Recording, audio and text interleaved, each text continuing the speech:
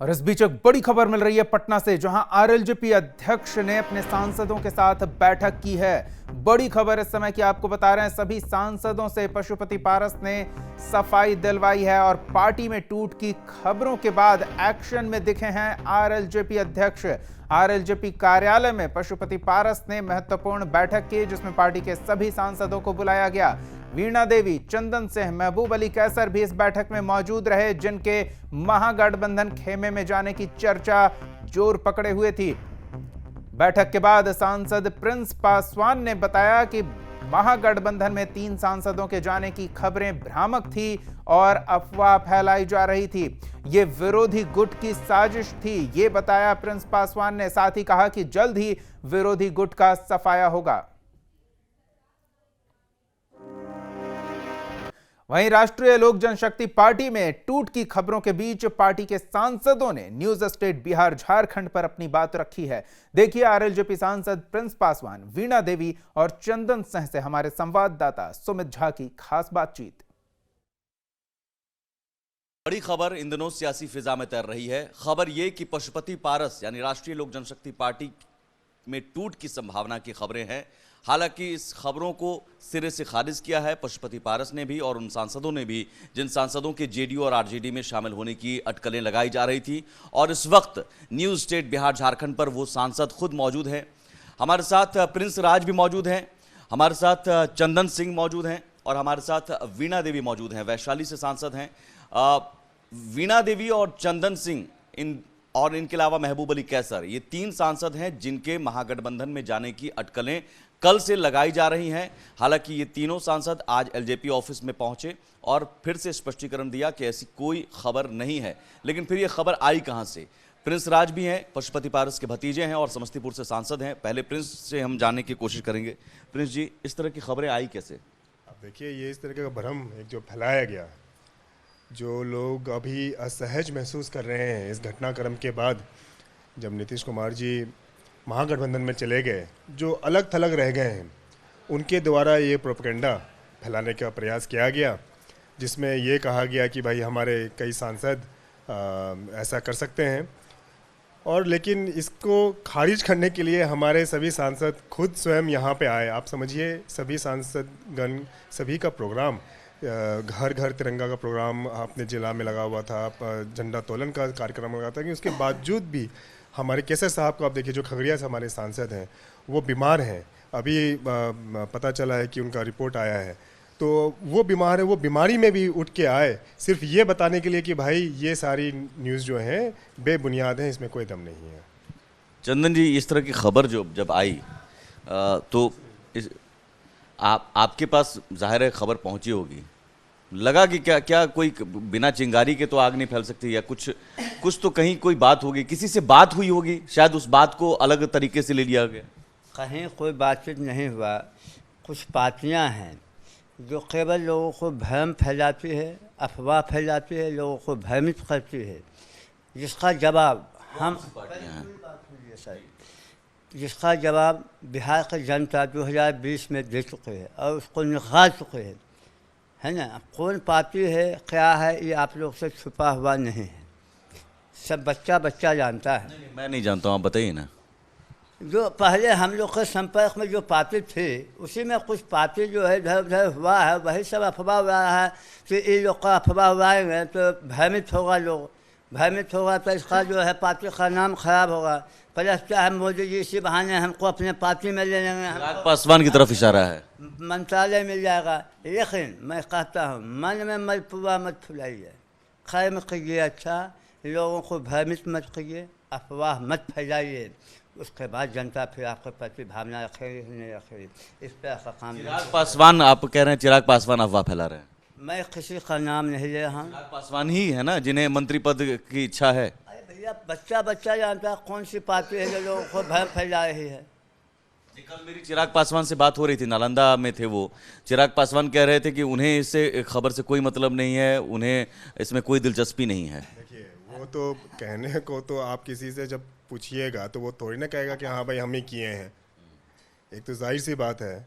लेकिन इस तरीके जब हमारे सभी सांसद इस बात की खबर हमें खुद हमारे चंदन साहब ने हमें दिया कि सर ऐसा ऐसा न्यूज़ फैल रहा है, ये क्या बकवास है। हमें भी नहीं पता था इस समाचार के बारे में। हमने कहा भाई ये तो इस पर ध्यान देने की हमें ज़रूरत नहीं है, लेकिन इसको हवा दिया गया। आप जो कह रहे हैं कि भाई आग लगी है, धुआं उठ रहा है, आग लगी है कहीं और, धुआं उठ रहा है और वहाँ का धुआं इधर इधर इधर किया जा रहा है। आग वही तो मैं पूछ रहा हूँ, कौन ऐसे हवा मार रहा है धुआं आपकी तरफ? उनके तरफ से जब बयान गया कि भाई ना वो महागठबंधन में है ना ही एनडीए में है, उनके सभी पदाधिकारीगण सभी असहज महसूस कर रहे हैं कि हम अब क्या करें, कहाँ जाएं। तो उनके कभी कसार प्रदेश के जो ज़्यादातर पदाधिकारीगण हैं उन्होंने हमसे संपर्क किया, और बाकी जो पदाधिकारीगण हैं उनसे जब हमने संपर्क साधने की कोशिश की तो वो किसी और के संपर्क में पहले से ही हैं। तो जब इस बात की भनक वहाँ लगी तो इस तरीके का प्रोपेगेंडा फैलाया गया ताकि वो लोग कहीं ना जाएं, उन लोगों को लगे कि भाई ये तो ऑलरेडी टूट रही है, यहाँ जाने का क्या फ़ायदा है।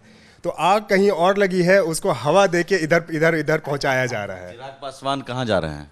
वो कहीं नहीं जा रहे, वो देखिए वो अपने राह पे निकले हैं। जिनको कुछ ना कुछ बनना है, अभी जिस तरीके से अलायंस बदला, किन्हीं को प्रधानमंत्री बनना है, 20 में जिस तरीके से अलायंस बदला, किन्हीं को मुख्यमंत्री बनना है। तो जिनको जो कुछ बनना है वो बनने के लिए निकले हैं। लेकिन हम लोग राष्ट्रीय लोक जनशक्ति पार्टी, जिनके अभी राष्ट्रीय अध्यक्ष अब केंद्रीय मंत्री आदरणीय श्री पशुपति कुमार पारस जी हैं, हम लोग एनडीए का एक मजबूत हिस्सा हैं। हम लोगों ने 2014 में गठबंधन किया था, एक ईमानदार हम लोगों ने गठबंधन किया था, ये नहीं कि किसी टर्म्स एंड कंडीशन पे हम लोगों ने किया था। एनडीए हम लोगों को मान सम्मान देती है, हमारे प्रधानमंत्री जी मान सम्मान देते हैं, हमें राष्ट्रीय अध्यक्ष जी भाजपा के मान सम्मान देते हैं, और हम लोग उनके साथ हैं और आगे भविष्य में भी उनके साथ रहेंगे। वीणा देवी भी हमारे साथ जुड़ी हुई हैं, वैशाली से सांसद हैं। वीणा जी, आपके पास भी खबर ये पहुंची? हम नहीं, फेसबुक पर मीडिया में तो देखे कि चल रहा था कि हम लोग पार्टी छोड़ के जा रहे हैं, जदयू में जा रहे हैं। ये कहाँ से इतना हवा आया? वो तो आप लोग, जदयू से दूरी कहाँ है? आपके पति तो हैं एमएलसी। पति मेरे आज से थोड़े हैं, वो तो बहुत पहले से हैं। जब हम भाजपा में थे तब भी मेरे पति जदयू में थे। भाजपा से उनको गठबंधन टूटा तभी हम भाजपा में थे, वो जदयू में थे। इससे हम लोग का कोई सेहत पर असर नहीं पड़ा। खबर जब फैली कि आप जेडीयू में जा रहे हैं तो आपके पति से बात हुई? हाँ, पति से बात हुई। क्योंकि घर में ही आपका सोर्स है। ऐसा हो रहा है तो वो भी बोले कि हमको भी नहीं पता है जो कहाँ से आया। आप ही लोग ना सांसद सब मिले होइएगा। हम बोले हमारे कोई सांसद से हम लोग नहीं मिले हैं। इसके बाद हम अपने सांसद चंदन जी से बात किए, केसर जी से कल 2 बजे के करीब में बात हुआ जी क्या आप लोग किसी मीडिया से मिले हैं? ये लोग भी बताए कि नहीं। हमें देखिए ना फेसबुक पर चाहे हमारे क्षेत्र से भी फ़ोन आ रहा है कि क्या आप मैडम आप पार्टी छोड़ रही हैं, अब गठबंधन में जा रही हैं? हम बोले कहीं नहीं जा रहे हैं, हम जहाँ हैं वहाँ है। खबर ये है कि ललन सिंह के संपर्क में हैं आप चंदन सिंह, महबूब अली कैसे? झूठ नहीं बोलेंगे। ललन सिंह से हमको सदन में भेंट हुआ, उसके बाद तो जब से सदन बंद है भेंट भी नहीं है उनसे। ललन बाबू से लास्ट कब बात हुई थी? अभी हमको नहीं बात होता है उनसे। नहीं, आपके पति के जरिए भी नहीं बात हुई? नहीं। ये सब बिल्कुल जो है ये है, इसमें कहीं कोई दम नहीं है, इस सब बात में कोई दम नहीं है। आपको हम सबसे पहले बता देते हैं, हम लोग को जो गार्जियन हैं और जो हमारे पार्टी के राष्ट्रीय अध्यक्ष हैं आदरणीय पशुपति कुमार पारस जी, उनका हमेशा से सोच रहा है और उनका कहना है, हम सभी सांसद बैठे हुए थे, उनका एक ही सोच, जब अभी टूट हुआ महागठबंधन में गए कुछ लोग, उनका एक ही कहना था, जनता जिस विश्वास से हमें हमारी पार्टी को 5 सांसद बनाकर जिस विश्वास से सदन में भेजने का काम किया, उसके भावना को हमें ठेस नहीं पहुंचाना है। तो आप ये देखिए जनता का भावना क्या था, जनता का सोच क्या था। जनता का सोच भावना था कि एनडीए गठबंधन में जाना है और यशस्वी प्रधानमंत्री के हाथों को मजबूत करना है। उस मकसद से देश के सबसे बड़ा मंदिर में हम भेजने का काम। एनडीए में ही रहेंगे अभी?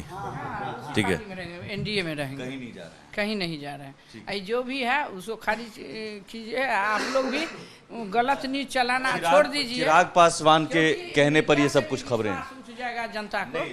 हाँ, आज जो हम लोगों ने प्रेस कॉन्फ्रेंस भी किया, या आज हम लोग जो यहाँ बैठे हैं, माननीय सांसदगण यहाँ बैठे हैं, वैशाली सांसद हमारे चंदन जी यहाँ बैठे हैं, नवेदा एमएलसी साहब हमारे भूषण जी यहाँ पर उपस्थित हैं। चंदन साहब का तो 2 दिन का प्रोग्राम लगा हुआ था क्षेत्र में, तिरंगा, हर घर तिरंगा कार्यक्रम था, आज भी 7-8 जगह था, कल भी 7-8 जगह था। अब ये फालतू एक चीज़ अफवाह उड़ा, इसको जस्टिफाई करने के लिए इनको अपना प्रोग्राम वहाँ पे छोड़ना पड़ा। आप एक समझिए इस बात को कि ये सब मनगढ़ंत चीज़ों में कितना एक समय, कितना एनर्जी बर्बाद होता है।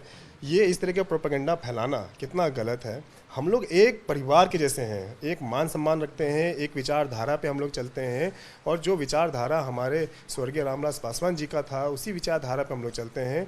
हम लोग जिसके साथ हैं, ईमानदारी के साथ हैं और ईमानदारी के साथ हमेशा रहेंगे। ये नहीं कि हमें मुख्यमंत्री बनना है तो कुछ बोल के हम अलग हो गए, प्रधानमंत्री बनना है कुछ बोल के अलग हो गए। नहीं, ऐसा नहीं है। हम लोग एनडीए का हिस्सा हैं और 2024 में हमारे यशस्वी प्रधानमंत्री नरेंद्र मोदी जी पुनः प्रधानमंत्री बनेंगे। ठीक, तो ये हमारे साथ वीणा देवी और चंदन सिंह और प्रिंस राज जी, बिल्कुल।